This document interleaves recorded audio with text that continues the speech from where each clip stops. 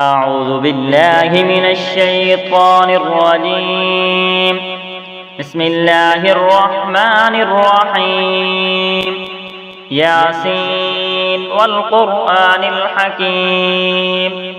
إنك لمن المرسلين على صراط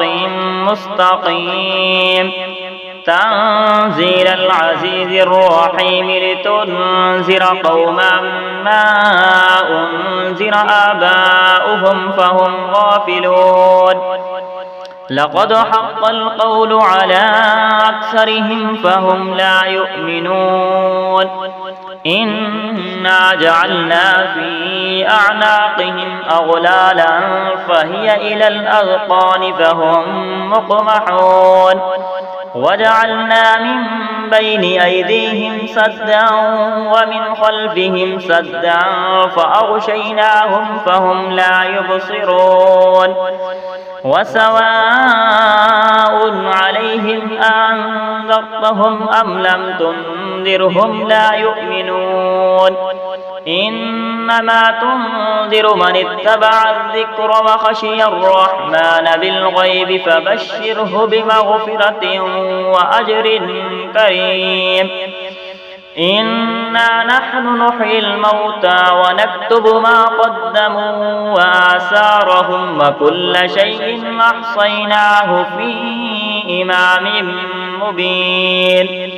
واضرب لهم مثلا أصحاب القرية إذ جاءها المرسلون إذ أرسلنا إليهم اثنين فكذبوهما فعززنا بثالث فقالوا إنا إليكم مرسلون قالوا ما أنتم إلا بشر مثلنا وما أنزل الرحمن من شيء إن أنتم إلا تكذبون قالوا ربنا يعلم إنا إليكم لمرسلون وما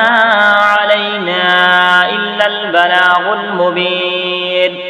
قالوا إنا تطيرنا بكم لئن لم تنتهوا لنرجمنكم وليمسنكم منا عذاب أليم قالوا طائركم معكم أئن ذكرتم بل أنتم قوم مسرفون وجاء من أقصى المدينة رجل يسعى قال يا قوم اتبعوا المرسلين اتبعوا من لا يسألكم أجرا وهم مهتدون وما لي لا أعبد الذي فطرني وإليه ترجعون أتخذ من دونه آلهة إن يردني الرحمن بضر لا تغني عني شفاعتهم شيئا ولا ينقذون إني إذا لفي ضلال مبين إني آمنت بربكم فاسمعون قيل ادخل الجنة قال يا ليت قومي يعلمون بما غفر لي ربي وجعلني من المكرمين وما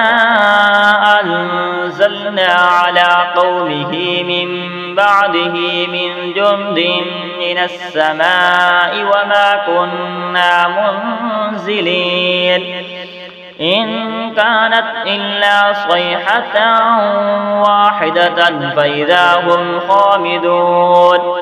يا حسرة على العباد ما يأتيهم من رسول إلا كانوا به يستهزئون ألم يروا كم أهلكنا قبلهم من القرون أنهم إليه لا يرجعون